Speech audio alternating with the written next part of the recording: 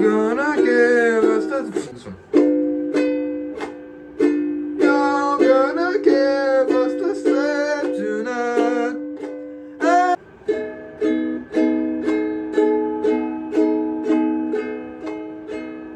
And your voice means nothing.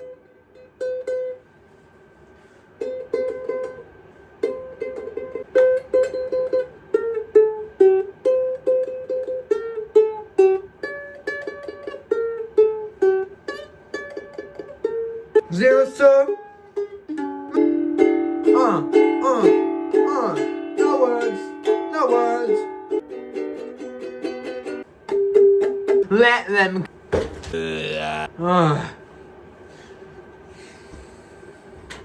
One review. Cutouts by The Smile. And that's right. You know what album I covered not that long ago? Wall of Eyes by The Smile.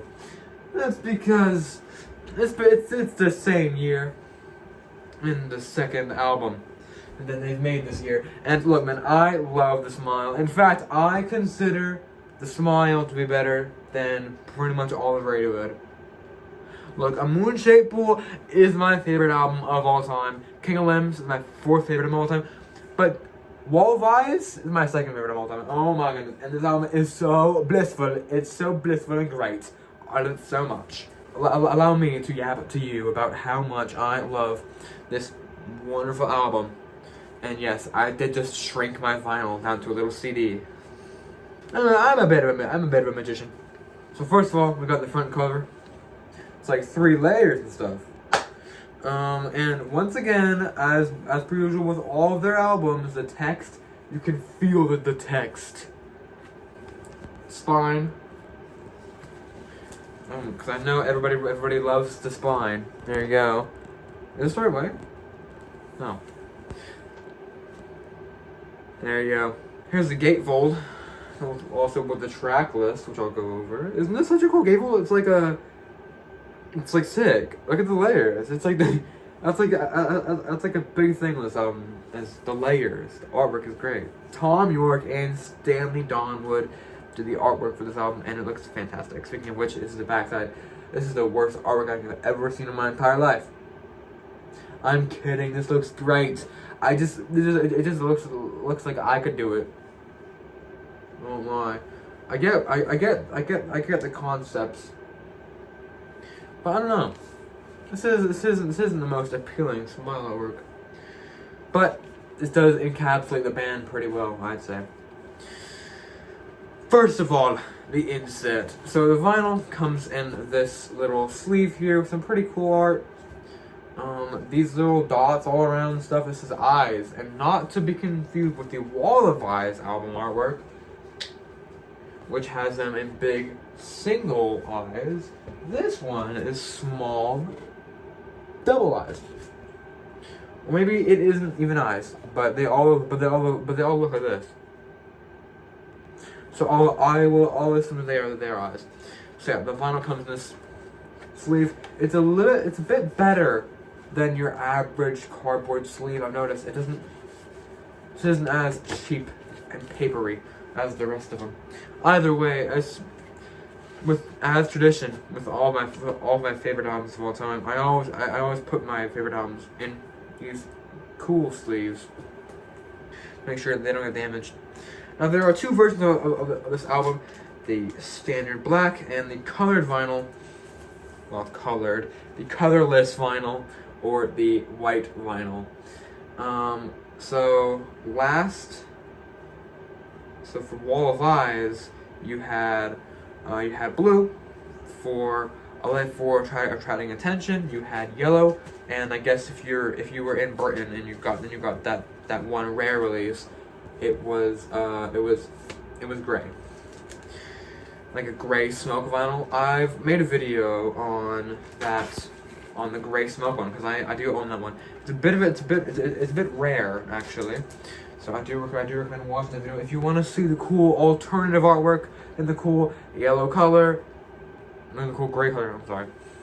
Let's do a track list rundown. This album, in my opinion, is a 98 out of 100. That's right. I think it's pretty dang good, and this wonderful track list. And by the way, the CD is pretty bad. They poorly printed in the slip. But whatever. This checklist is wonderful. The first track on the album is called Foreign Spies, and Foreign Spies is something special. Whether it be the fact that the left hand of each chord plays just a bit before the right hand. It was like, and I was like, I'm already just a combination of the synth palette itself, and that pretty simple choice that makes the song so beautiful, and then the climactic ending without the use of major percussion,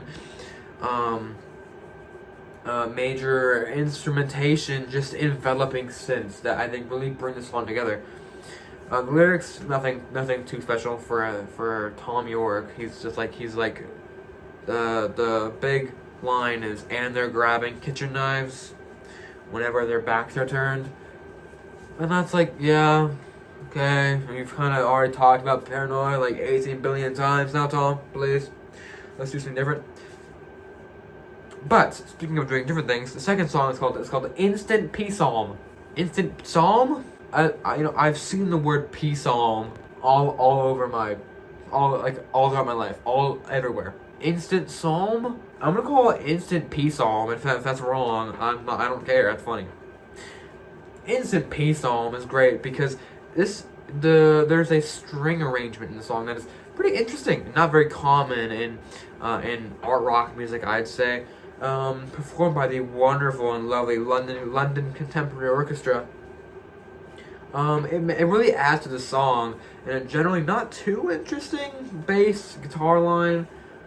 I think it's really supported by these strings. Tom's vocals are lower than usual. Once again, the strings are such a supportive factor on the song that it really makes the song stand out, in my opinion, actually. The third track on the album is Zero Sum. Now, this is the one that everybody is busting a nut for. I get it. I guess. It's a Black Midi song, just with Tom's vocals on it, and that's why it's 100 out of 100, because it's wonderful. This was Zero Sum and Foreign Spies were the second single released. They were released together, not on a vinyl like Don't Get Me Started in the slip. But there's definitely some major standouts of the album, in my opinion, being pretty polar opposite in textures and ideas contained. I think they're both pretty interesting listens, and if you're new to the Smile, I recommend those two songs to get the ends of the band, so you can pretty easily predict what the middle ground would be. And a great example of that middle ground is track 4, Colors Fly. I don't have too much to say about Colors Fly. There's a bass clarinet on that song from Robert Stillman, and that is wonderful. I love the bass clarinet. I play a bass clarinet and a bass. I love bass instruments. I'm a killer for when they use instruments that I play. But really, there genuinely isn't too much to say. I like the lyrics in this one. I think they're pretty strange.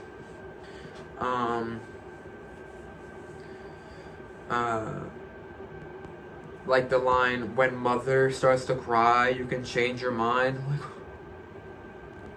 what do you think Tom was thinking? Do you think he was like eating like spaghetti and was like, you know what?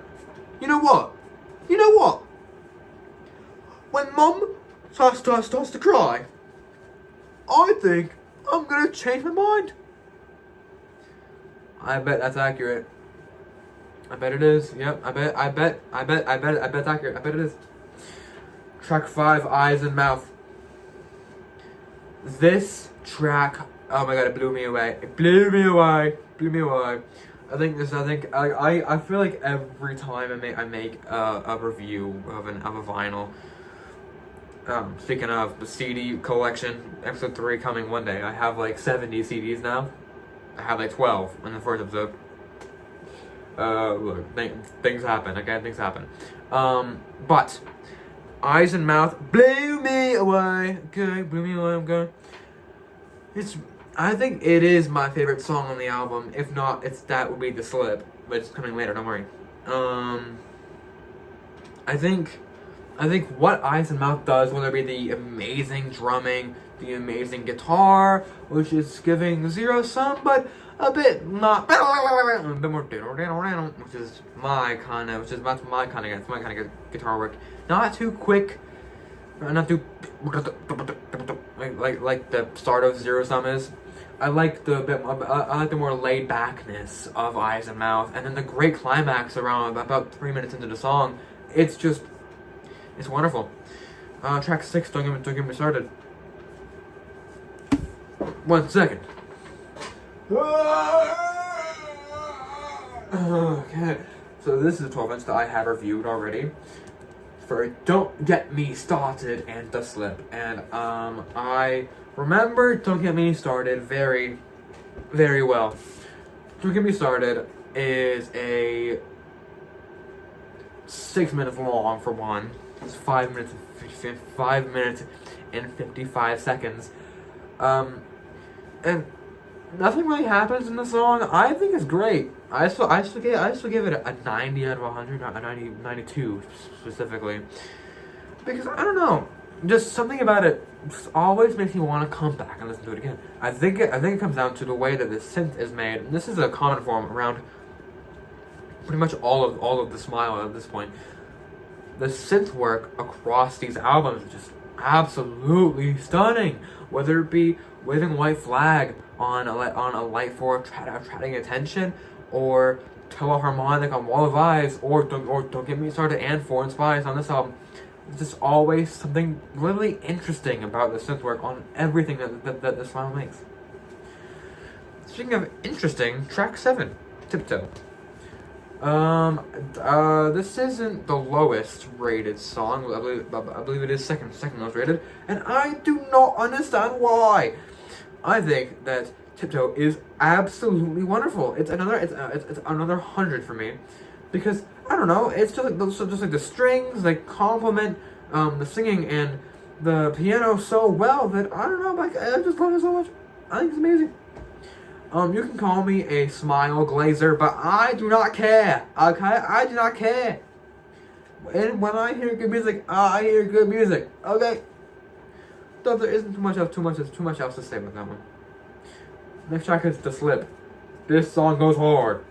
So this is the other song that was on that 12-inch. I have already posted a review of. Please watch it. I'm begging you. I need the money so bad. And I think The Slip is easily one of the best ones on the album. Because like at the start, it's just pretty simple. We have an electric drum loop. It's sort of reminiscent of the Eraser by Tom York.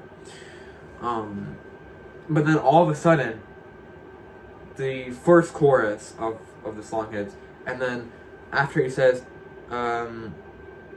like you're the hole in the ozone. Suddenly, these jamming guitar chords just burst in, and it's absolutely sick. And the song just gets better and better and better as it goes on. I love that song so much. Easy 100. Next song. No Words. See, I didn't have to look that time. No Words is great. That's all I can really say about it. It's just kind of a jam. Yeah. And that's kind of the case for most of the songs on this album. It just kind of sounds like Tom, Johnny, and Tom. You gotta guess which Tom I'm talking about. It's Tom, Tom, and Johnny. I don't know which Tom. Tom?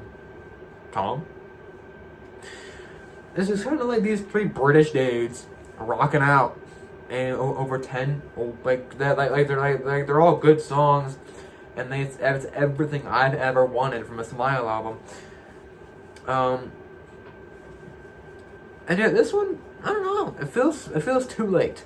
The Slip has been a song I've anticipated ever since I heard it on that vinyl.